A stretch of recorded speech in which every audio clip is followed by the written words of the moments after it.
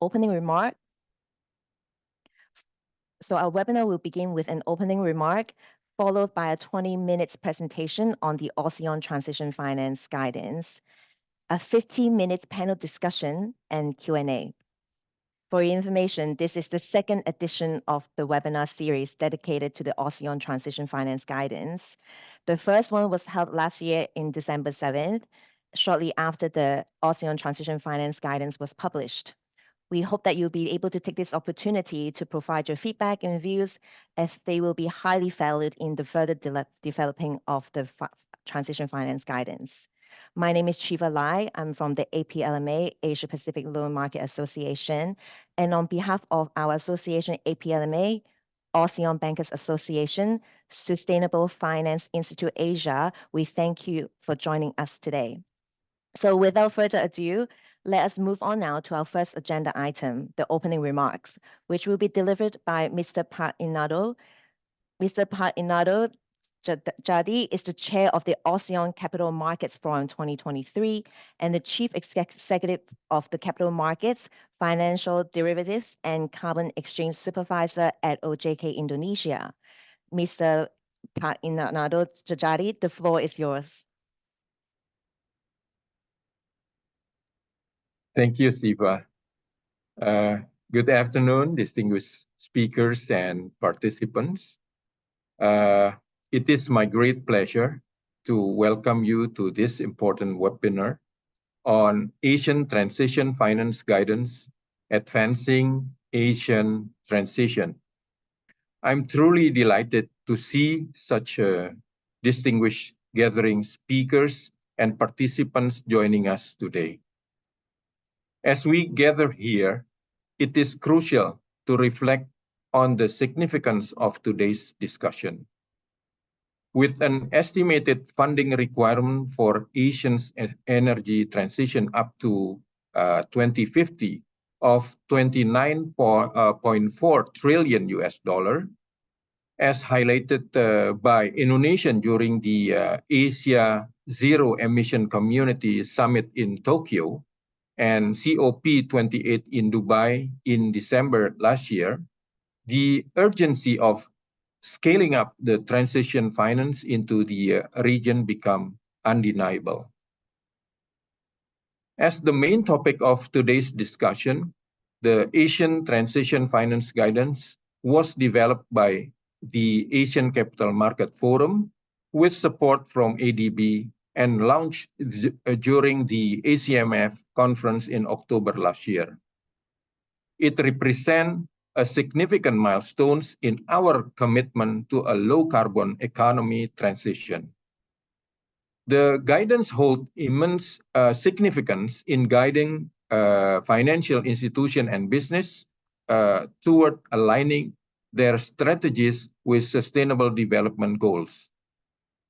The guidance complements the Asian taxonomy, addressing how entities may assess or demonstrate a credible transition to accelerate efforts to direct financing to transition companies and to create incentive for those with more ambitious and credible transition plans. Distinguished speakers and participants, today's webinar comes at a critical juncture as we collectively address the challenges of transitioning toward a more sustainable future. Under the collaboration of esteemed organizations like the Asia Pacific Loan Market Association, ASEAN Bankers Association, and Sustainable Finance Institute Asia, we can have the opportunity to foster dialogue, share insights, and drive meaningful change.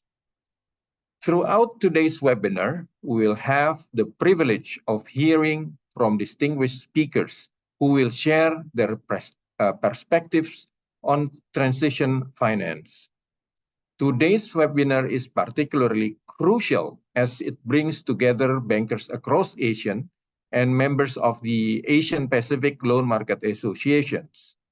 I understand that the Asia Pacific Loan Market Association through its Green Sustainable Loan Committee, has been working on green and sustainable loan initiatives, which include collaboration with regulators to develop robust standard principles and guidelines for green and sustainable loans.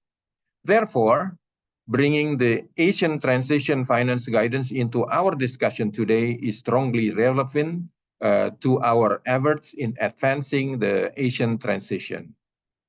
Ladies and gentlemen, once again, thank you for joining us today.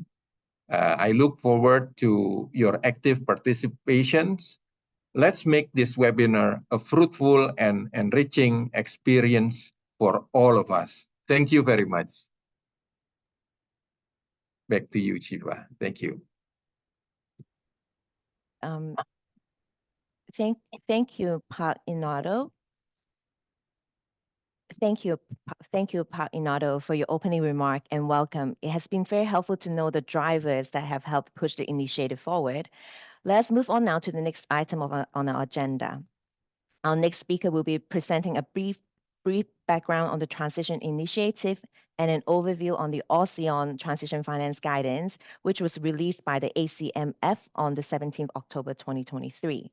So let us all welcome Mr. Khairul Rizwan Abdul Kudus from the Securities Commission Malaysia as co-chair of the ACMF Sustainable Finance Working Group to deliver his presentation. Mr. Kudus, the floor is yours. Thank you very much, Shiva. Good afternoon, everyone. Members of the Asia Pacific Loan Market Association and ASEAN Bankers Association, ladies and gentlemen. I'd like to thank the APLMA, the ABA, as well as SFIA for inviting me here today. A bit of background on the ASEAN Transition Finance Guidance. It was an initiative of the ASEAN Capital Markets Forum, and in the development of the guidance, we've had assistance and contributions from our knowledge partner, Oliver Wyman, the Sustainable Finance Institute Asia, as well as all members of the ACMF.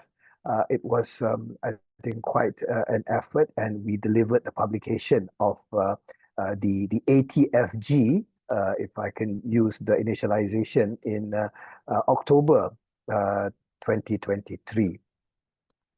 So today I will give an overview of version 1 of the ATFG. If we could have the slide, please. I think it's coming on screen now.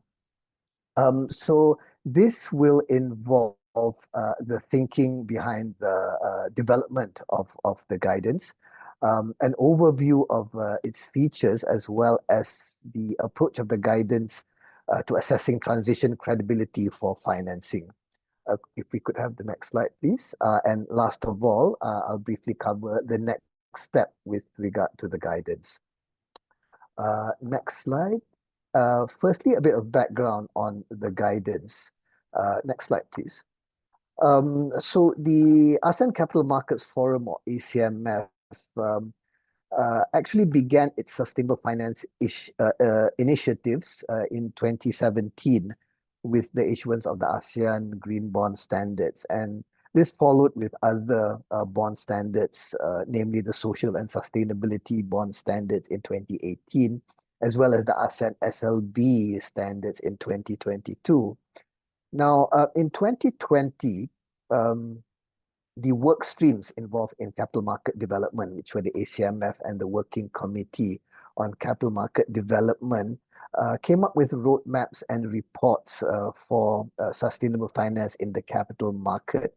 And in these reports, as well as the work plans for the joint Sustainable Finance Working Group of both these work streams, the need for a transition guidance was identified going forward. Next slide, please. So in recognition of the different states of development, both between the ASEAN region and more developed jurisdictions, the need for a just transition was a key consideration to plan the sustainability agenda. Now, I think as we all can appreciate, the dependence on fossil fuels remains high in the region, and the availability of suitable renewable energy sources varies between countries in the Southeast Asian region. So transitioning would certainly have social and economic impacts among the populace of the region. And this was recognized in the reports that I mentioned previously, as well as the reports on the roles of ASEAN central banks in managing climate change and environment-related risks. Next slide, please. Now, in the past few years, there have been various transition guidances already issued globally, and the ASEAN, the ACMF took these into account in the development of the ASEAN guidance. So in the first one perhaps was in the September 22, where CBI and Credit Suisse issued a white paper on financing credible transitions. This was born out of the need for some clarity, as bond issuance who did not qualify as green were using a transition label which was not entirely consistent. And subsequent to that, transition was addressed in various guidances and reports issued by PRI, GFANS, G20, OECD, among others. And this clearly demonstrated the need and interest to provide structure for transition among various international organizations, regulators, and financial institutions associations. The ASEAN Transition Finance Guidance itself was launched last year in October, as I mentioned, at the ACMF International Conference, having been endorsed by the ACMF chairs at the same time. Next slide, please. The countries of ASEAN, as can be seen here, have each made their own NDC commitments, and many have also set targets for carbon neutrality and net zero. So although ASEAN as a region does not have NDCs or net zero targets, the transition finance guidance is flexible enough to help the countries of ASEAN to chart their transition pathways to achieve these targets. Next slide, please. Now, this customized approach for every ASEAN country is all the more important given the different starting points for emissions across the region. If we could move to the next slide, please. Energy demand across the region continues to grow, and renewable energy is a fraction of total energy supplied. And fossil fuels still dominate the supply, accounting for close to 83% of the mix. And coal remains the highest among the fuel sources, with 42% of electricity generation in 2021.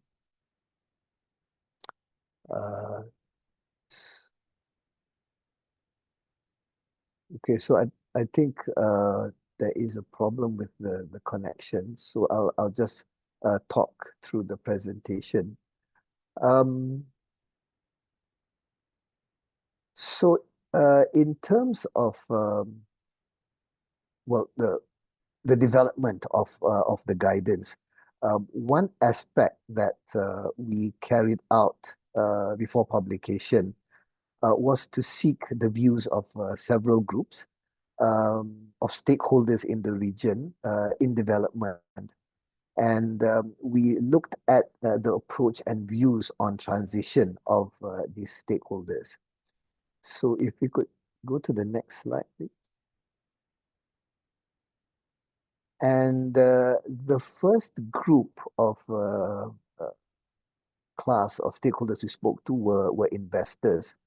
And what we found was that there was increasing sophistication in how the investors view support for climate transition. And they not only use taxonomies to define assets as sustainable, but many of them have already also set their own science-based targets for portfolio decarbonization. And there's an increased awareness resulting to widespread interest in transition finance as an asset class and they're looking for more investable assets outside the usual definitions of green or sustainable finance. Many of these investors operate in multiple markets, and they want a consistent set of definitions and principles. For ASEAN, there is a need for any of these principles to be interoperable with global principles for it to be widely adopted. And the recognition for a need for a just transition is quite important. And there is a recognition as well that this could also mean a slower transition in emerging economies compared to developed economies. If you could move to the next slide, please. We also spoke to issuers, and we found that although many are reporting their emissions, the scope of emissions covered is not consistent, and for many of them incomplete. So close to half of the companies that we surveyed have a net zero year, but only about 61% of them had interim targets. More than half of them have a transition plan tied to an external source. However, the choice of reference pathway was a mix of national targets, industry body targets, and science-based pathways. Many of the plans lack detail. Only 6 in 10 companies have reported the high-level decarbonization strategy, of which 32% reported a detailed action plan. Next slide, please. So we'll go into an overview of the ATFG version 1 now. And the guidance first seeks to discuss what is transition finance.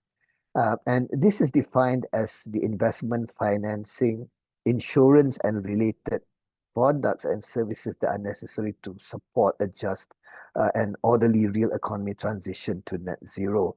And this can be segmented into 4 key financing strategies, as can be seen on the right side of the screen. Transition finance also directs capital to transitioning companies across debt, equity, and other forms of financing instruments. We see it as a lever to accelerate transition through directing finance towards more ambitious and credible transition plans and creating incentives for companies to develop plans to transition their business activities. Next slide, please.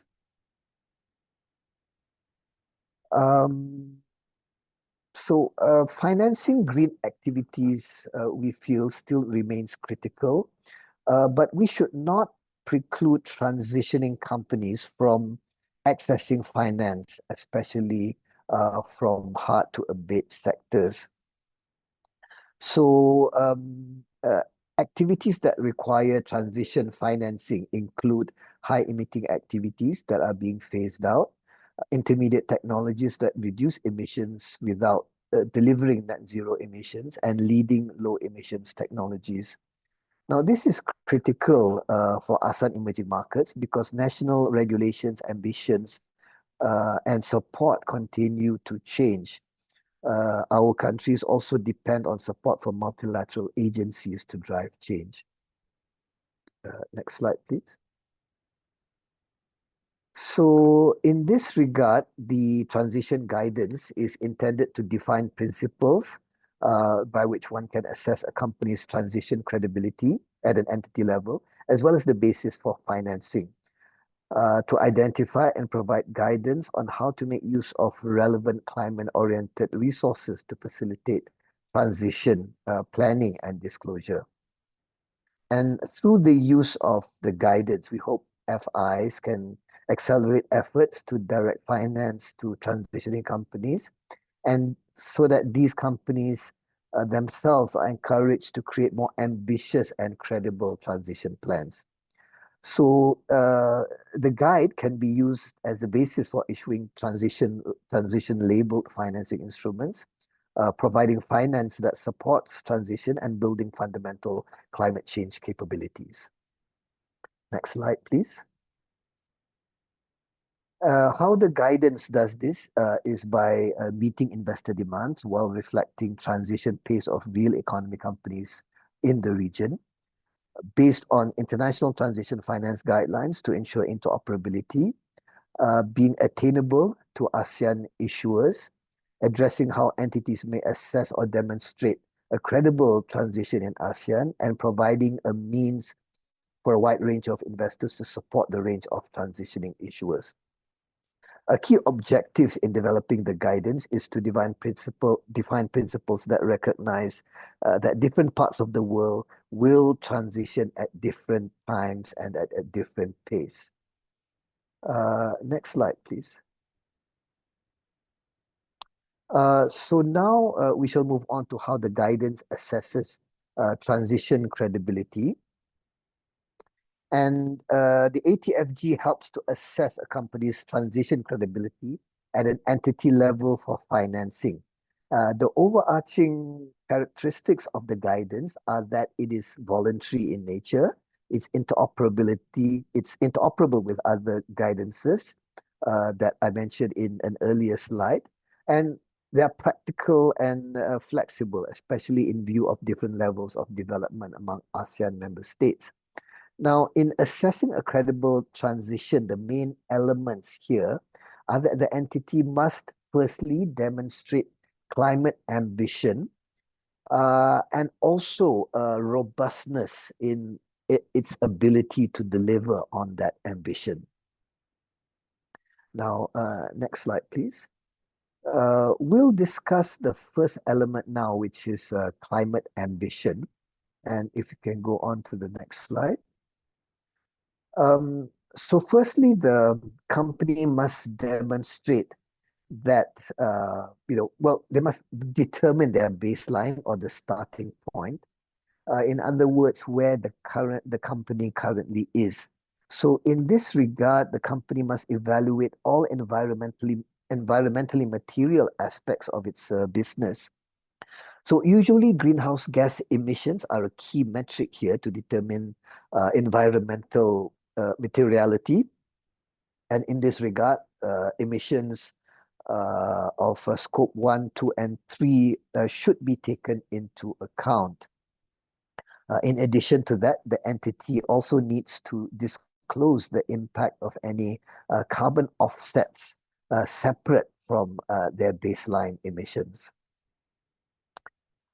The second aspect is to determine or select a transition pathway.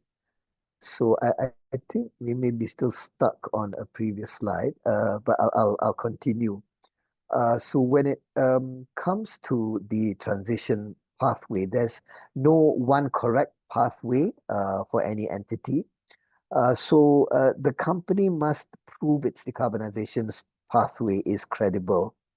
And I think as we all can appreciate, scientists are broadly aligned on the Paris agreements to limit global warming to well below 2 degrees Celsius, or ideally a 1.5 degrees Celsius above pre-industrial levels.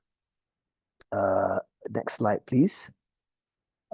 However, notwithstanding these science-based models, the guidance does recognize alternative pathways that are specific to the sector or geographic region. So in this regard, the guidance acknowledges that different threshold targets may be set, which differ from global guidances, which we call adjusting to ASEAN. However, the guidance still advocates science-based justifications for such deviations from the international norm to ensure credibility of the transition pathway. So next slide, please. The guidance lists examples of global pathways accepted by the markets. And I think it is quite small here, but these pathways include those from the International Energy Agency, IEA, NGFS, AREA, SBTI, among others. Next slide, please. In addition to this, there are also examples of industry-published reference pathways from Mission Possible Partnerships, IATA, the International Maritime Organization, among others. And if you could move on to the next slide, the setting of transition targets is an important aspect as well. And this target signals the company's commitment to progress. Now, these should be comparable to the company's current state assessment and reference pathways. Absolute emission targets must show trajectory equivalence or more ambitious, that are more ambitious to the reference pathways. And emission intensity targets must converge with the selected transition pathway by 2050 and in the interim. Next slide, please. So the other element of this is the robustness of the ability to deliver. And the first part of this is the implementation strategy, which can be seen in the next slide. So the first three aspects of these are an action plan with near, mid, and long-term actions, a capital allocation plan detailing the financial requirements to execute the plan, and also risk assessment and mitigation aspects of the strategy. So in this regard, you may also rely on existing standards such as to assess risk assessment, such as the IFRS's S2 on climate-related disclosure, which fully incorporates recommendations from TCFD. Next slide, please. So the two remaining aspects of the implementation strategy are ongoing monitoring and also a governance mechanism involving the board and also senior management. If you could move on to the next slide. Disclosure is also an essential part, and companies will need to disclose the elements of climate ambition and robustness of their ability to deliver to key stakeholders. And these disclosures should be made in accordance with IFRS's S1 conceptual foundations, which cover fair representation, materiality,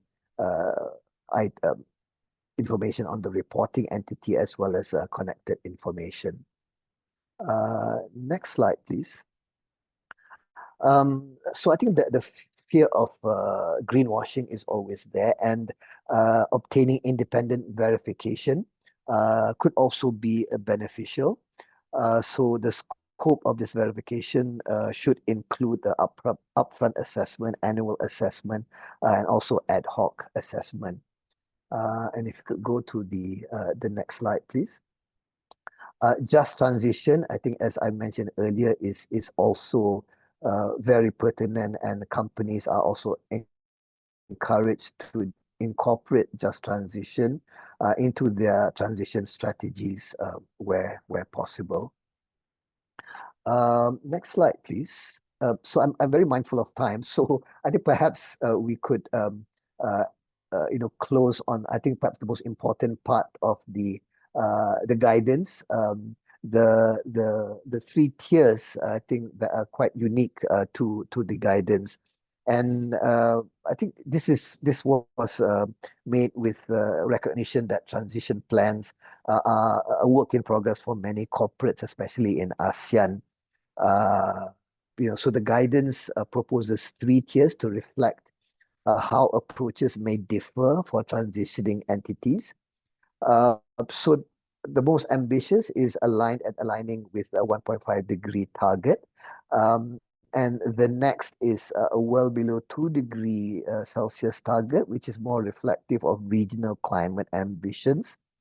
But also a progressing tier. So this aims to be more inclusive and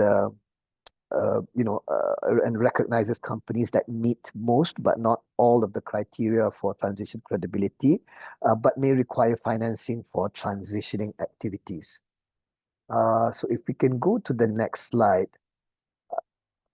I think this just shows the process of assessing transition credibility down to the identification of the transition pathway traits. If we could just go to, I think we will skip the next slide and go on to the final slide, which is the next steps. So where we are now after the publication in October is that we will be holding targeted industry or stakeholder consultation process of version 1. It will commence sometime this quarter or early in quarter 2. So among the things that we will be testing with stakeholders are the interoperability of the guidance with other frameworks, its usefulness, I think the credibility and the inclusiveness of the 3 tiers that we proposed, and also exploring the concept of a certification or accreditation. So if we can go to the next slide, please. I think as we can see in the chat, this presentation will be made available later to participants, and you can download the guidance through the ASEAN Capital Market website or the Sustainable Finance Institute Asia website. So without further ado, I'd like to pass the mic back to Chiva, and thank you very much everyone for your kind attention. Thank you, Mr. Kudus, for that very insightful presentation. The release of the ASEAN Transition Finance Guidance signifies an important step in ASEAN transition journey. It addresses how entities may assess or demonstrate a credible transition in ASEAN in order to obtain financing from the capital markets. So today's panel discussion aims to further unpack the ATFG through a discussion on the key elements and unique features of the guidance, including the 3-tier assessments, the alternative pathways, as well as the science-based targets and just transition. To moderate this session, we got Mr. Eugene Wong, CEO of the Sustainable Finance Institute Asia. And joining him is a panel of experts. We have Mr. Timothy Koya, Partner and Head of Climate and Sustainability for Asia Pacific region at Oliver Wyman. Mr. Peter Rosenkranz, Financial Sector Specialist at the Asian Development Bank. We got Mr. Tomohiro Ishikawa-san, Chief Regulatory Engagement Officer at MUFG Japan. Ms. Anjali Wiswamohana, Director of Policy at the Asia Investor Group on Climate Change. And last but not least, Mr. Zhang Aoyang, Green Bonds and ESG Analyst for APAC from BNP Paribas Asset Management. So I'd like to invite now all the panelists to turn on the cameras for the duration of this webinar. Now I'm going to hand it over to Mr. Eugene Wong to kickstart the discussion. Ms. Wong, the floor is yours. Thank you very much, Eva, and thank you everyone for being here. To the panelists, thank you very much for sparing your time. We had an excellent opening and a very concise presentation from Khairul on what the ASEAN Transition Finance Guidance is. And really, I just wanted to point to a slide which Khairul showed earlier on. It's a whole plethora of different guidances and frameworks for transition. But now we have the ASEAN Transition Finance Guidance. So I guess many of you will be asking why this has happened, what's the importance of the ASEAN Transition Finance Guidance, and the very important question of fragmentation, will another guidance cause more fragmentation? So I just want to turn to you, Peter, because it was mentioned just now that ADB had helped fund this initiative. What is the need for a regionalized, contextualized transition approach to support sustainable finance in ASEAN? Thank you very much, Eugene, and good afternoon, everybody. It's a real pleasure to join this very, very timely panel discussion. I'm pleased to share some views from ADB side. So as you know, the ADB is really committed to support green and sustainable development in the region as Asia and Pacific's climate bank. So our ambition goal is to provide 100 billion in cumulative climate finance until 2030. And to this end, strong sustainable finance frameworks and ecosystems are very crucial in order to ultimately achieve our goals and mobilize the necessary finance. To this end, ADB really has a deep engagement in promoting those sustainable finance frameworks, including in the ASEAN region, both at country level, but also at regional level. For instance, just to name one very related one here is our long-standing partnership with the ASEAN Capital Markets Forum, whereby we aim to really jointly promote integrated and also sustainable capital markets in the ASEAN region. So we're very, very, happy to have supported not only the green taxonomy, the development thereof, and the furthering thereof, but also building on that, the regional transition finance guidance together with ACMF and Oliver Wyman, and which has been launched last year in Bali at the international conference. So we do feel that, amid these growing needs for sustainable development, climate action in Asia, making capital markets, for example, more green and sustainable, a really well-defined regional taxonomy and guidance is crucial to contextualize it all also for the region, in this case for ASEAN. It can really play a critical and catalytic role to mobilize climate finance, and we're really happy to be engaged in that with ASEAN policymakers and regulators. Just two last points, which is really important about this transition finance guidance and our support. So it allows for investors and issuers to really better compare an investment's contribution to climate change, and in a way to really gauge the green footprint, and thereby also attracting more climate finance. And it serves as a common standard guidance for what constitutes a credible, transparent, and also inclusive transition, with a focus on aligned and aligning transition finance opportunities. So all these components from regional levels, and then of course also to be implemented at the country level, is highly relevant to achieve our ambition goals toward a transition to net zero. Let me stop here, Eugene. Thank you very much, Peter. So I want to turn to Tim now, because Tim, Oliver Wyman is the knowledge partner for this project. What drew Oliver Wyman's interest to this particular project? Because I know Oliver Wyman has been involved in quite a bit of transition work in Asia. I mean, why did Oliver Wyman think that this initiative would be able to make a difference? Yeah, thank you, Eugene. So we were really delighted to be involved in this, I think, a really important piece of work.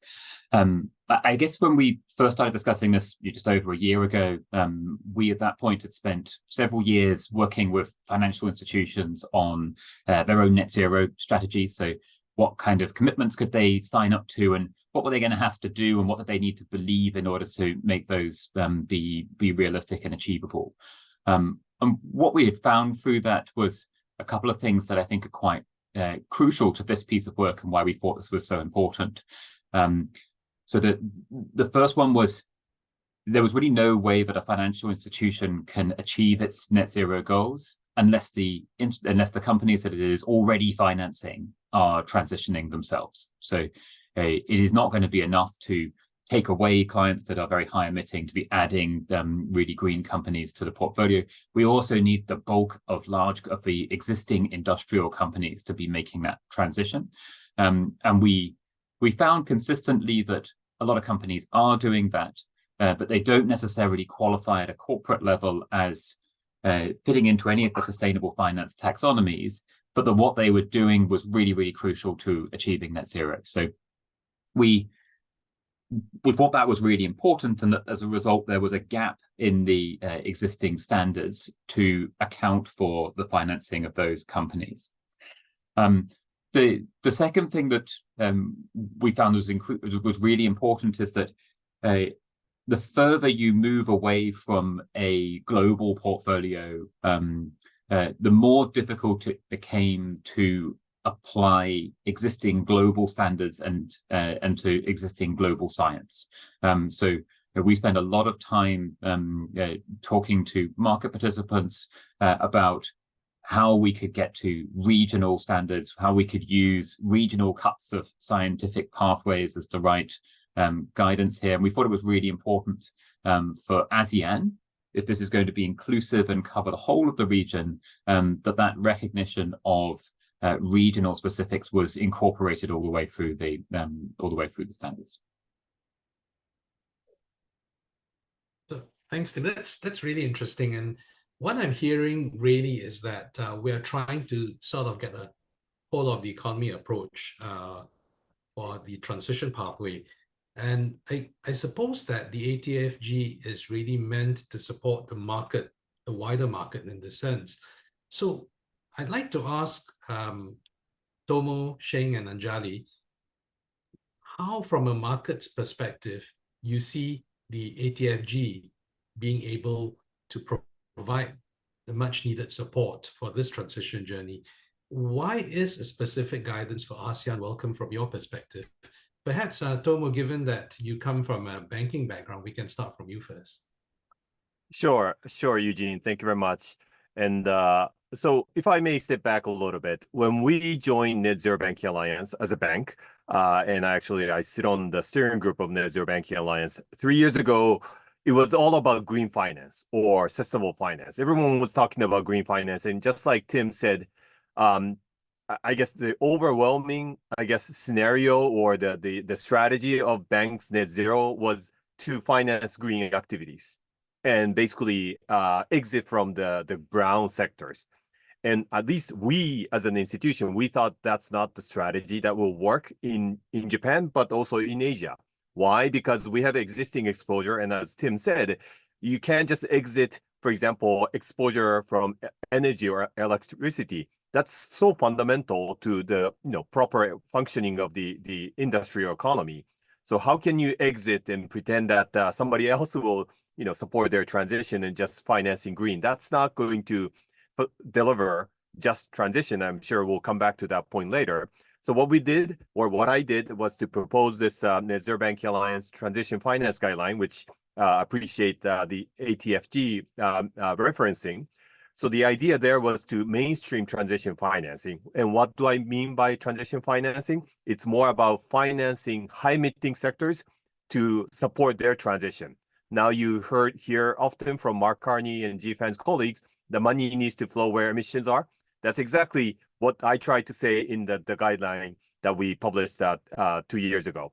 So why do we need the ASEAN version? I think it makes a lot of sense to prepare local. There's one for Japan. You need definitely for ASEAN. Why? Because you need a different, you need to appreciate a different starting point, but at the same time, how do you assess credibility of transition plan? You can't apply the same approach for company in ASEAN, same thing as Germany or US, et cetera, et cetera. So I think this the guideline that you prepared makes a lot of sense. But then the question is, how do we stimulate the investor appetite? That's not only about the guideline, but you need to provide the story, whether it's credit story or equity story, so that the investor in Europe or US will be excited to buy or purchase the transition opportunities in Asia. Happy to come back to that point, but this is like a basis of all the journey. But now the question is, how do we stimulate the investor appetite? That's something else that we have to consider, but happy to come back to that. Let me stop there. Thank you. Thank you, Tomo. I think those are really important points. I mean, the issue for us really is not to cause social and economic dislocations as we try and reorient the paradigm to a green paradigm. So this is something that the regulators in Southeast Asia have been very particular about. In fact, they are basing the whole sustainable finance ecosystem for Southeast Asia on the basis of 3 pillars, which is taxonomy, common language, transition frames, and disclosures. And underlying that is very much like what you said, we need to get the money flowing. So the lever of creating a mutually reinforcing demand and supply for sustainable finance. Shane, from an asset manager's perspective, how do you feel? Yeah, so I think what Tomo said is really quite relevant, especially from an investor perspective, where we invest in equities, we invest in bonds, and those are from banks as well. You have perhaps like Maybank's bonds or Maybank equity or CIMB or DBS or OCBC or Kasikorn Bank in Thailand. So we are investors in those securities, and when we make investments, whether in equities or bonds, one of the things that come up in our investment process is always to ask, hey, what is this bank or investee's contribution to our net zero goals? It's a fundamental component of our investment process today. So when we begin to ask these banks in ASEAN, like, hey, how are your loans contributing to climate mitigation? How are your loans contributing to the problem of emissions? What are your finance emissions like? How are you dealing with moving your customers towards a lower carbon world? And we realized that, hey, there is no common language across the banks. You have Cairo mentioned, you have different NDCs. You also have different starting points, like what Tomo said. So where I think the ASEAN Transition Finance Guidance comes in is really to help at least structure the way that information is delivered to investors from Europe, from US, from anywhere in the world. Can you imagine that a Thai bank like Kasikorn Bank or DBS or OCBC in Singapore or Maybank or CIMB in Malaysia having the common structure to deliver information to those investors, rather than delivering in different shapes and forms? So I think that value is incredible. Investors are really lazy; they have no time to go through different bits of information that is not standardized. So having a very structured approach to delivering the information, I think it's the most helpful part from an investor perspective. And I guess from the bank's perspective, internally, I would imagine that you would also want to have a framework, right? A framework to talk to your clients about, talk to your borrowers about, and your borrowers could be large companies, and it could also be small SMEs. And the details would definitely differ. I mean, you would have to ask the large corporates a lot more questions, and for the SMEs, you need to ask way less questions because of their maturity. But having the ASEAN Transition Finance Guidance as a framework, as a structure to help you make those questions, to help you formalize those questions, I think that is also a value for the banks, for the RMs, for the sustainability team in the banks. So that's my 2 cents on the value from ATFG. Thanks very much, Sheng. The points you and Tomo make are very relevant. I mean, the first is that we really have to contextualize because things are very different from the starting points to the economic and social situations, the resources available to companies in Southeast Asia, and in fact, the countries themselves. And the second is we don't want the fragmentation because it's really difficult to make comparable assessments. Anjali, from an AIGCC perspective, how does this help your members? I think actually everyone covered the points really well before me. I agree completely with Sheng's points particularly. I think the higher level point to sort of talk about here is that the conversation around transition and transition financing is becoming quite nuanced. Investors and other financial institutions are really looking at how can we decarbonize in a credible but then also economically rational way. So any sort of instruments that can sort of facilitate these conversations amongst different financial institutions that are trying to work with companies in ASEAN would help the conversation move forward faster. I think there is definitely an increased recognition about the differential transition pathways that developing markets and emerging economies will and need to take. Sort of recognizing the different starting points, the technological readiness, access, and other factors such as policy. So I think any sort of frameworks, especially like the ASEAN one that brings together so many economies that have some similar factors, but also many differences, are quite important in really helping the conversation move forward amongst the different financial actors on transition finance. Great. Thanks, Anjali. I mean, one of the things that's really stuck out from the points all of you have made is about the importance of that sort of regional contextualization, as well as the commonality in the language and criteria that all the stakeholders can use. So how do you think the features of the ATFG actually support this? Which of the features of the ATFG do you think are the most useful for the market, given what you just said? And can the ATFG really push the needle in supporting the ASEAN sustainability agenda? Tomo, if I can start with you first. Sure. So I guess the challenge that we are facing as an entire ecosystem is, while we are talking about huge finance gap, right? Whether it's $1 trillion, $2 trillion, it's so huge that nobody knows what's the accurate number. But at the end of the day, the finance gap is, not like billions, but trillions. So we need all money, whether it's from Europe, US, Japan, etc., flowing into this region for the purpose of decarbonization. And that's the purpose, or that should be the goal of transition financing. If you think about the lens that European or American, maybe Japanese as well, what type of lens we apply for the purpose of assessing or determining financial decision, there are two, right? One is traditional financial lens. So it's purely about risk and return. You have to, of course, have to have a appropriate return for the risk that you are taking.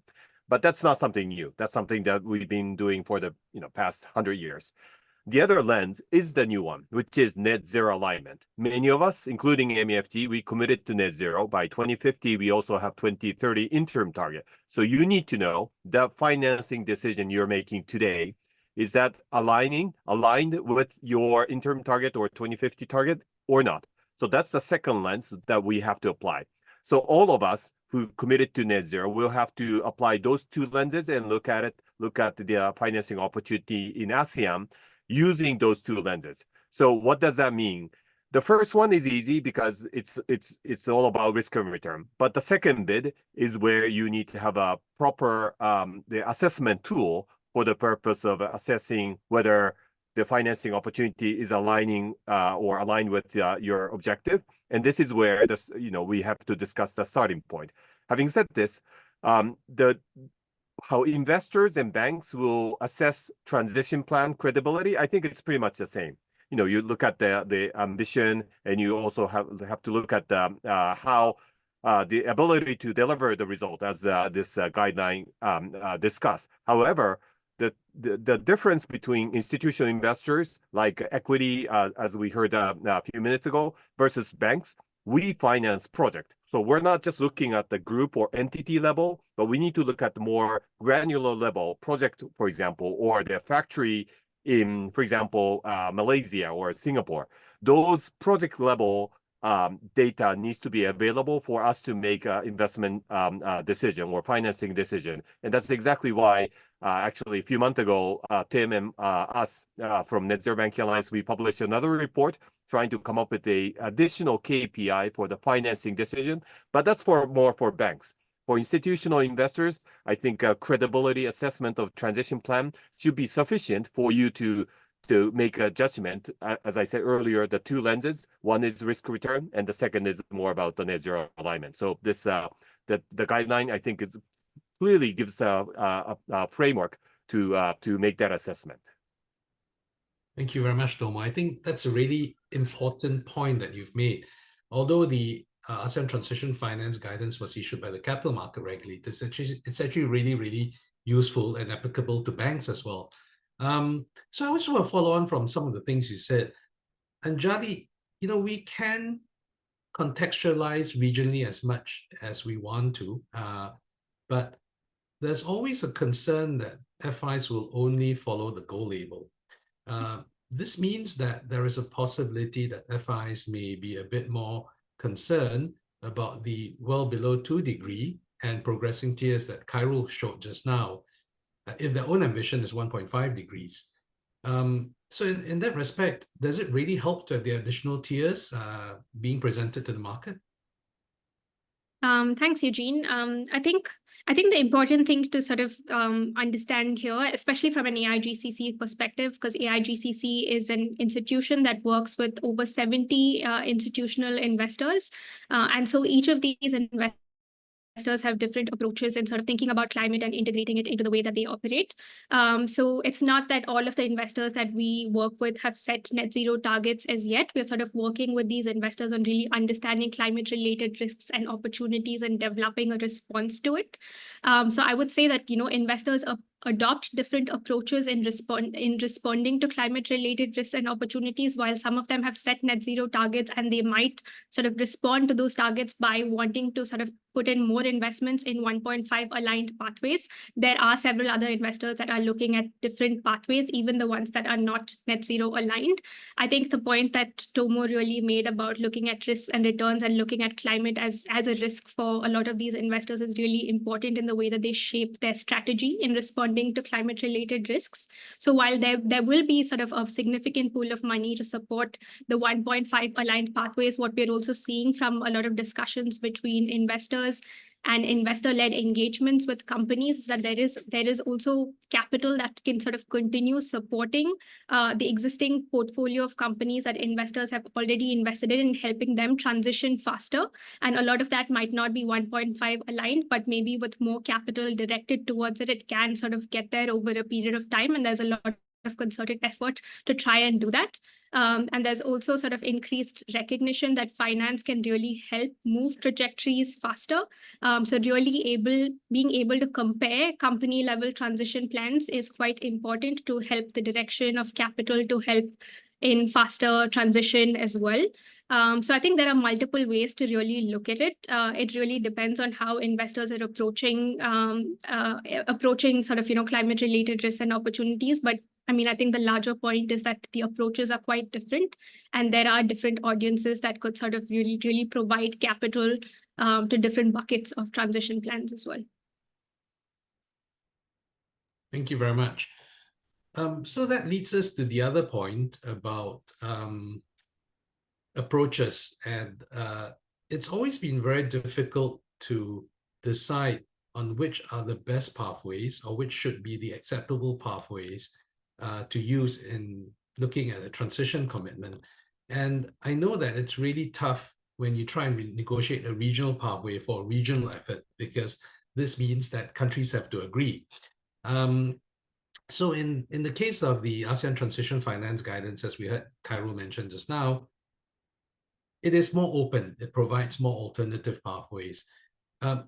Sheng, do you think that this addresses the problem sufficiently?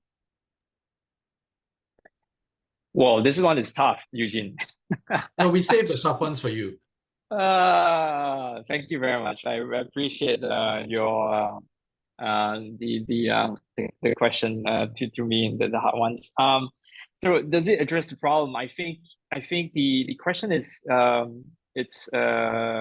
answer is partially. I think it partially addresses it. So I think we all recognize, especially to the members of APLMA, that we are really quite different in Asia Pac, as compared to Europe, as compared to North America, as compared to LATAM even. So within Asia, I mean, we always say the word Asia, but you have a huge range of economies at different starting points and different economic development pathways. So while the ASEAN Transition Guidance helps us to say, well, pick something that is relevant for ASEAN, we also have to recognize that even within ASEAN, you have economies like Cambodia, you have economies like Singapore, you have economies like Philippines and Indonesia, and those have also different trajectories. So I say, the answer to the question is it partially helps, because we are saying that we should pick something that is relevant for ASEAN, but at the same time, I think the transition finance guidance allows flexibility, allows room for users to say that, hey, actually, I think the most appropriate pathway, the most appropriate trajectory should be Indonesian, for example, if our Indonesian bank, like Bank Mandiri, right? So I think there is enough flexibility, but also at the same time understanding that, hey, the pathways that you are choosing, you better make sure that the pathways you've chosen is science-based, or is at least aligned with where it's aligned with the national trajectory that way. So I think definitely there is some value within the ASEAN Transition Finance Guidance. But at the same time, the users of that need to demonstrate that why their selected pathways are good, are credible, and aligned with science. Thank you, Sheng. Peter, coming back to the developmental perspective, which is what ADB is really looking at, how do you see the ASEAN Transition Finance Guidance being useful to support that particular area? Thank you, Eugene. And as touched upon a bit earlier, we feel the ASEAN Transition Finance Guidance can really make a meaningful contribution to promoting sustainable development in the region. It can do that by mobilizing the necessary climate finance and provide timely, practical guidance to companies in ASEAN. That is to develop credible science or evidence-based transition and decarbonization plans, which then can also be made available to be shared with possible and potential investors. So all of that adds to our agenda to promoting sustainable development in the region. So building on the ASEAN taxonomy, this guidance will enable financial institutions to augment direct finance to transitioning companies, and it also encourages companies to develop really more ambitious and credible, as mentioned, evidence-based transition plans, all of which will contribute to our overarching aim to transition toward net zero. The Transition Finance Guidance also aligns with our goals for just and affordable transition in the ASEAN region. So, for example, it complements with our initiative, such as the Energy Transition Mechanisms, or short ETM, intended to facilitate and accelerate the early coal phase-out, which we actually launched this initiative at COP27 2022.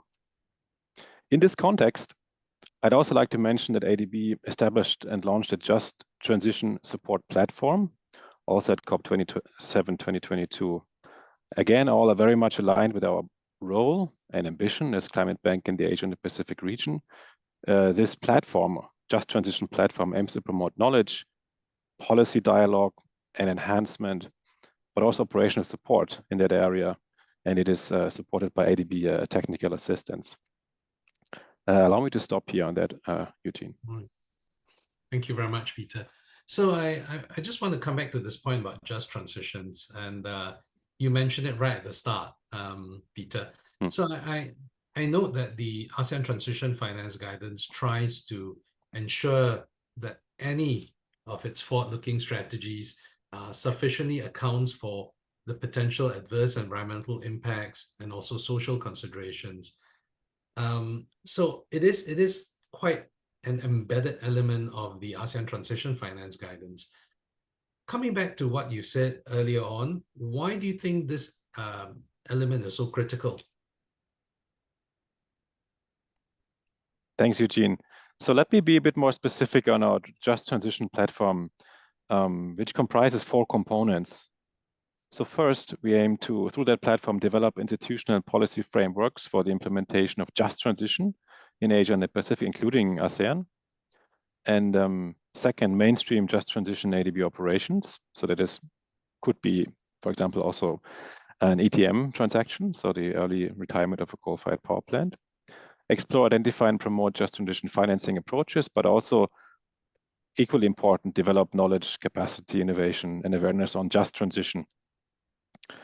And this platform, our Just Transition Platform, is very much aligns with other MDBs, or multilateral development banks, just transition high-level principles that ensures ultimately a fair distribution of benefits from transitioning to low carbon and resilient economies, which is important. Nobody is left behind. And it's, as mentioned, really designed to foster inclusive development in Asia and the Pacific while maximizing also, gender, social, and economic benefits for climate action. So in a way, the just transition encompasses, if you want to put it short, the entire societal shift towards a low carbon economy. In that context, the planning and execution of just transition demands really comprehensive understanding of the domestic or regional context. Yet again, the environmental, biodiversity, socioeconomic impacts, stakeholder consultations and needs are crucial, such as also intervention feasibility.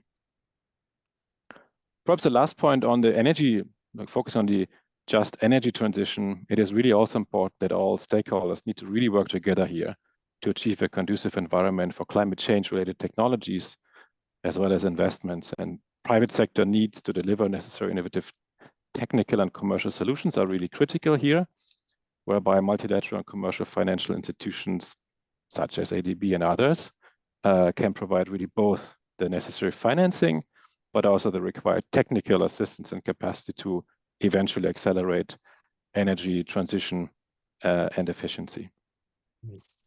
Thank you. Thank you. Look, I think it's really hard enough to craft the transition pathway. And if you actually have to factor in just aspects into that pathway, it just adds to the complications. So really, I guess a big question that we have to ask is, how can investors factor in the just transition aspects when they look into the entity-specific transition pathways? And how would you be able to compare them? Would this also work for banks? So I'd like to turn to Anjali first and then Tomo after that to answer this question. Sure, Eugene. I think from an investor perspective, we've been working with investors and sort of encouraging them to embed the consideration of just transition at a few levels. So primarily is on looking at investments and integrating it into their investment process and their screening, due diligence, risk assessments, and then finally investment allocation. The objective is to really help support companies and asset classes that are actively seeking out opportunities to facilitate just transition and really support them. I think banks will overall sort of have to adopt a similar perspective at a higher level. But sort of translating these objectives at an investment level to really understand company level transition plans and how just transition is being integrated into it. Some of the investor-led initiatives on engaging with companies, such as Climate Action 100+, they have developed a net zero company benchmark that looks at how companies are performing across different parameters that will enable them to facilitate a good transition. One of them is a just transition factor. So some of these benchmarks, especially for just transition, is quite at a high level, like really looking at whether companies are committing to just transition principally, and then how are they translating that into a just transition plan, and if they're sort of engaging with the relevant stakeholders while doing that. I think it's important to acknowledge also that these sort of benchmarks can be quite high level, because when you look at just transition as a concept, it is quite nuanced as well. It really depends on sort of regional context, the company level context. So there's a real need to sort of engage on this issue further to really understand how just transition affects a company's plans and operations. So we also encourage investors to sort of engage with companies to understand these just transition plans better, to see what parts of international recommendations are applicable and how to really apply that in a company level context within that specific region or national jurisdiction. So I think there's a lot of work that needs to be done in that perspective. And so I think this sort of like high level objective for companies to really look at just transition parameters and try and integrate it, but then continue engaging with financial institutions, I think really key to achieve the ultimate objective on achieving that just transition. Thank you, Anjali. And Tomo, how does this work for the banks? So that's a great question. So let me first of all say that I don't think just transition should be used as an excuse to slow down transition. However, it doesn't mean that we should accelerate transition without thinking about the unintended consequence. And the factor that I always think about is stranded asset may be able to dealt with because it's a financial challenge, but you don't want to create stranded people or stranded community. That's more about the social issue, and that's exactly what just transition is all about, right? So basically, the idea, I think the angle that I would think in the context of just transition is do no harm to the rest of the economy. So of course you want to accelerate the energy transition, as Peter said, but it doesn't mean you can forget about the other consequences. And how do you deal with just transition? I think the best angle or the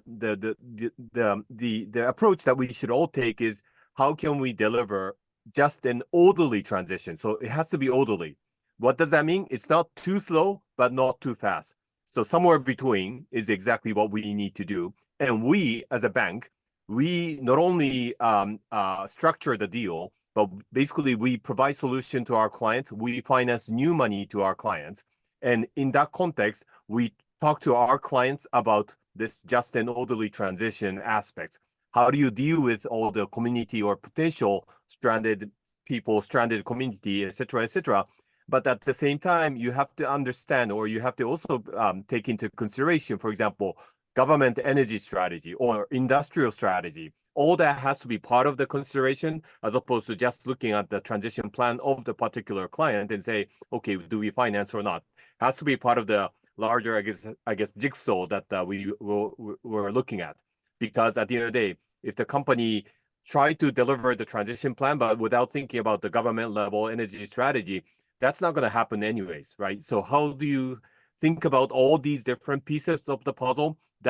I believe that's the role of banks, but also institutional investor. All of us have to think about all these aspects in the context of just transition. I really like that point you made. Just transition should not be an excuse for slowing down transition. So Sheng, I mean, at the other end of the spectrum, should just transitions be used as an excuse for not doing something which you should be doing? So how far can just transitions really influence the transition pathway, and how far should they? And I want to come back to this issue which you've sort of been implying in your comments earlier on, the common but differentiated responsibilities angle. How does this come into play?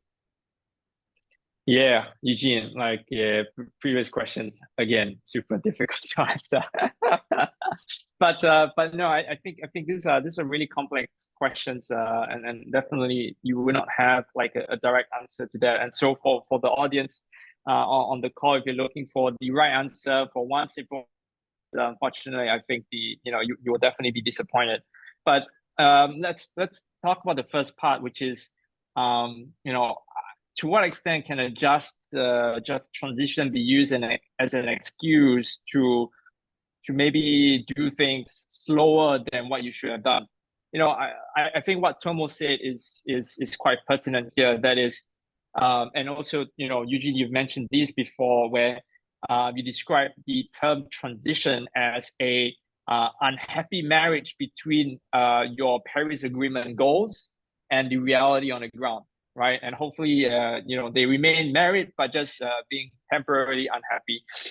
So I think what Tomo said is really pertinent. Where there it is an important concept. It is definitely an important factor in a company's planning of how they need to move away from polluting assets to cleaner assets. And I can give you an example of a Hong Kong power company, a Hong Kong-based power company with assets in the region, including in Australia. And so they have this coal-fired power asset in Australia, and they've been engaging with the government for the longest time. The company themselves, they are very progressive. They understand what is the challenge. They understand what is the problem. But when talking to governments, when talking to the community where it supplies, where a lot of the people work in the coal-fired power plant, work in the mines that deliver the fuel for this power plant, that conversation becomes really difficult, because you cannot essentially say to the entire community, hey, we're going to reskill you, we're going to reskill 100,000 people, and everyone's going to work on solar panels. Like, it's not everyone's gonna be okay with that or want that, right? Some of them might say, well, I prefer to retire. Some of them might say, well, I'm going to move to another place where they're going to mine coal. So that conversation took a long time, and it really took a while before they managed to convince the various stakeholders to say, okay, we can now decide on this time frame where the coal-fired power asset will be phased out, will slowly, reduce the power output over a certain length of time. And that took a lot of effort with those engagements, right? So I think bringing back to the situation here in Asia, or ASEAN, where coal-fired power has the fleets of these plants are really young, like what Karu mentioned earlier. That conversation, I think, increases tenfold in terms of complexity. So I do not underestimate the effort. I think we have definitely tough times ahead, but that shouldn't deter us from having those conversations in the first place. With respect to your second question, Eugene, common but differentiated approach. Definitely, you know, I think the answer that I have already alludes to this, and that is that I think everyone has a responsibility towards moving in the right direction, but we also need to be humble and appreciate that different communities, different companies, different investors, different banks will move at different times. The loans will also change and transform at different speeds, depending on where we are. But I think everyone needs to recognize and acknowledge that, hey, we've got to move in this direction, but it's okay to move at a slower speed as long as, you know, we remain committed to that objective. Thanks very much, Sheng. So coming back to this issue of common but differentiated responsibilities, Tim, I mean, when the ASEAN taxonomy was actually first created, the ASEAN Transition Finance Guidance, following that, there was always this underlying criteria, right, or requirement that the common but differentiated responsibilities angle be taken into account. Hence, you see the ASEAN taxonomy catering to different starting points, allowing for different pathways, being very inclusive in that respect. And the ASEAN Transition Finance Guidance, again, repeats that, having innovations like multiple pathways, accepting different levels of climate ambition, whether it be 1.5, whether it be well below 2, or progressing. But of course, you know, there is concern whether or not, firstly, the providers of capital are on board with this particular concept. And at the same time, we've had a question also about who's going to really use the ASEAN Transition Finance Guidance in terms of having the capability to deploy it.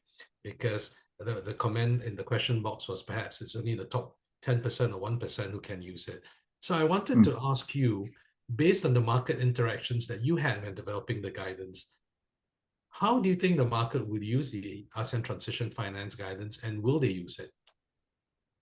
Yeah, thank you for that. So Eugene, I'm going to try and also link this to a few of the questions that are coming up in the chat as well, if I might. So I think some of the questions are, you know, how does this link to other taxonomies? There was a question about kind of how do we define aligning, and I think all of those are relevant to the question that you've just asked. So I think as we were discussing this with ACMF last year, the view from ACMF, I think is the right one, is we need to have a standard here that clears the market. And what clears the market means is the buyers of things that are qualifying as transition finance accept that standard, and they won't think that it's greenwashing, and they will buy into it. And on the other side, the standard is not so impossibly high that you have no issuers who can meet it, and therefore there is a supply of assets. And so a lot of the work that went into designing this was really to check where that point was. You know, how far, how subtle are investors willing to be, and how far can issuers come in terms of meeting standards. And so what that ends up with is, you know, first of all, a set of standards that is aimed at companies rather than activities. So the key way to think about the ASEAN Transition Finance Guidance and how it relates to the sustainable finance taxonomies is that the taxonomy is focused on economic activities, and the Transition Finance Guidance is focused on companies. So this is for the purpose of financing companies through corporate level bonds, loans, equity. The second thing that we found, which I think was a really encouraging thing, is financial institutions that are quite a lot of financial institutions have done a lot of thinking themselves about what it means to be contributing to net zero. And they are taking increasingly subtle approaches to what they will then finance. So we are a long way past where we were a few years ago, where, you know, we had ESG ratings, and that was where we invested into. We are past as well the next phase, which was, well, here's a definition of sustainable finance, and that's all we'll invest into. And we're at a stage where we felt the mainstream of investors, and certainly enough capital to be a very important amount to be crowding in, we're looking at how do I meaningfully contribute to the transition in the economy, and I'm willing to do that even if it doesn't come with a stamp, or it doesn't come with, or kind of, even if it, in some cases, it hurts me with some of the other metrics that I have. If I think it's the right thing to do, then that's good.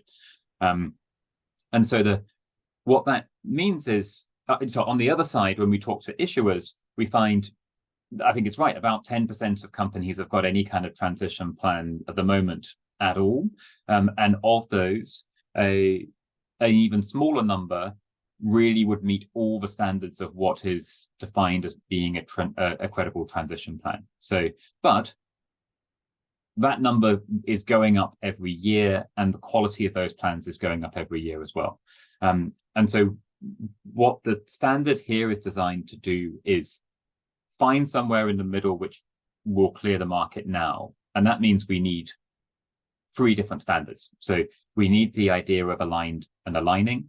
We need that to be, it needed to be permissible, but that references a number of different scientific pathways, because that helps groups on both sides who are using different pathways. And we need this level of progressing that says, I have a company here that is doing the right thing, has got a transition plan. It hasn't yet worked out all the details, but it's moving in the right direction, and I want to be able to finance it. So, and what we hear from the financial community is they accept that that's good enough, that is a positive thing to do, and that it's a useful standard to have. And we think as a result, this can help to crowd in more issuers, raise the level of ambition in transition plans, whilst at the same time giving them a gold standard to aim towards, which is the kind of aligned and aligning 1.5 degree standard, where you do then need to really work through all the details. You need to have all the science-based pathways as well. Thanks, Tim. I mean, it's really important that we always remember that when we try and execute the sustainability agenda, we do this through inclusivity. I mentioned that just now. And that progressing tier really is trying to bring people on board, incentivize more companies to be able to move their own agendas, to be able to transition and to create those transition journeys for themselves. So it is actually an absolutely important point. And I'm sure, even for the banks, what are you going to do with companies who are trying to make their way but haven't really reached yet? Are you just going to disassociate yourselves from them? Or are you going to actually support them so that they can actually reach that level of climate ambition as well? So I mean, following on from your point, and thank you very much for answering many of the questions in the box, and thank you, Sheng, as well, for taking many of the questions online. What's the next step for the ASEAN Transition Finance Guidance? Tim and Peter, obviously, the regulators have spoken to you about what the next steps may need to be, and obviously you've also thought about this. So what's the plan? Tim, can I start with you? Yeah, happy to. So I think we're now going into a consultation phase, a formal consultation phase on the version 1 of the guidance. I think, as Cairo was saying, things we're really looking for feedback on are, given the range of different standards that are coming out, is this sufficiently interoperable? That as an investor, you don't feel like the ASEAN standard is different to the EU standard, is different to elsewhere, and it's adding too much complexity. I think we are interested in views on whether for this guidance, it would be beneficial or not to quantify what the reference pathways are. So in the ASEAN taxonomy, the development was version 1 set out the principles of what it was meant, and then version 2 said, this is quantitatively what it means to be green, amber, amber tier 1, amber tier 2, and red. There is a possibility that the same thing could be done with the transition finance guidance, but that would require then ACMF to pick a pathway for each of the sectors, and we want to know whether that's something that is that would be valuable to investors or not. I think that's those are probably the key points in that consultation. Thank you, Tim. Peter? Thanks. So, I mean, we're very excited to continue supporting the development of the ASEAN Transition Finance Guidance. And as outlined by Tim, the plan is to, seek market feedback in the form of a consultation, which is critical and crucial to further this regional ASEAN Transition Finance Guidance, which we hope jointly with also obviously ACMF to have it launched later this year in the fourth quarter. Look forward to working with all of you together on that. Thank you. Thank you, Peter. Obviously, market feedback is very important for the success of the guidance. We have quite a number of questions, despite Sheng's best effort at answering many of them, and Tim weaving answers to other questions in his earlier comments. I did want to address one or two of them, which I feel are very important. The first is actually a question on what support ASEAN markets would need to implement the ASEAN frameworks. And I guess this also includes the question of how implementing these frameworks or using these frameworks would actually gain global credibility for their purposes. Is there anyone who would like to take this question? I mean, I'd like a few comments actually on this one. Tomo, can I maybe invite you to start the ball rolling? Sure. So the way I would look at it, so let me step back and address this way. So whether a company's transition plan is aligned with, for example, 1.5 degrees or 2 degrees, or complies with the EU taxonomy, ASEAN taxonomy, at the end of the day, it's investors' decision, right? Investor or banks, we make our own judgment, whether you want to finance or invest in that company, yes or no, right? It's not like somebody will say you can only invest in 1.5 degrees aligned and you can never invest in 2 degrees aligned. That's not how it works, right? At the end of the day, this depends on your risk appetite. I think how I would define the success, let's say 2 years, 3 years from now, is nobody's talking about taxonomy. Nobody's talking about the definition of transition anymore. Rather, these assets become so common that you're only looking at it from risk and return, just like you pick any equity today, right? You just buy, sell, depends on the valuation. That should be the way that should be where we want to be 2-3 years. If not, we will never be able to mobilize trillions of dollars where the money needs to go. So at the moment, we're still in the developing stage of taxonomy, this guide, transition definition, but that's more of a transitionary thing. 2 years, 3 years from now, this becomes real normal asset class that we would invest or just sell in the secondary market. I think that's how we should that's where we should aim for. Yeah. I don't know if I'm answering your question, but that should be the way we should be thinking about. Yeah, I think that's a really interesting approach, and it's also important to educate the rest of the world about the nuances in Southeast Asia and what perhaps the starting points and the capabilities of Southeast Asia are. I just wanted to touch on one more thing before we end, which is the question on what sort of challenges you have seen your constituents face in navigating transition. So is there anybody who would want to start? Maybe Anjali? I can sort of highlight some of the in the engagements with companies that we've been helping facilitate for investors. We've really seen sort of like policy blockers or sort of policy-led transition pathways that sort of prevents some level of ambition from companies that we've been really trying to work towards by getting investors to engage more with policymakers to see how policy can supplement a faster transition pathway. I think there's also been a lot of discussion about technology availability that can help facilitate faster transition, but also more discussion on the commercial viability of these technologies that's being sort of discussed, and also the technical feasibility of integration. So I think these are some of the nuances in sort of discussing transition pathways that's been coming up in company engagements from investor side. All right, thank you very much. Is there anyone else who would like to add on? Well, looks like you've covered it all, Anjali. With that, we are on the dot at 4 o'clock. So once again, thank you so much to the panelists for sharing your experience and wisdom. And thank you very much to the audience for listening. Back to Shiva. Thank you, Eugene, and all our distinguished panelists for sharing your insights today. I think we all agree it's been a fruitful discussion surrounding the importance and transition of in ASEAN and how the guidance plays a pivotal role to support this and how banks, financial institutions, government and corporates all play a significant role in supporting transition.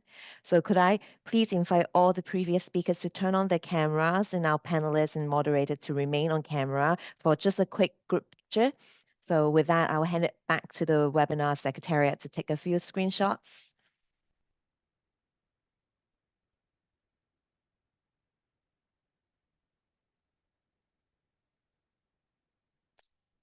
All right, I think that's done. So again, thank you for everyone, all our distinguished speakers, panelists, and moderator for the thought-provoking discussion today. So unfortunately, this brings us to the end of our session today. I think we addressed most of the question posed, but we do invite everyone, all the participants to refer back to the Transition Finance Guidance documents, via the links provided earlier, and submit any question that you might have through us or directly to Sustainable Institute Finance Asia, to Eugene and his team. So thank you again for taking the time out today with us, and we hope you all enjoy our session today, and we look forward to the next one. So take care, stay safe, and see you all again soon. Bye. Thank you. Thank you very much. Bye, guys.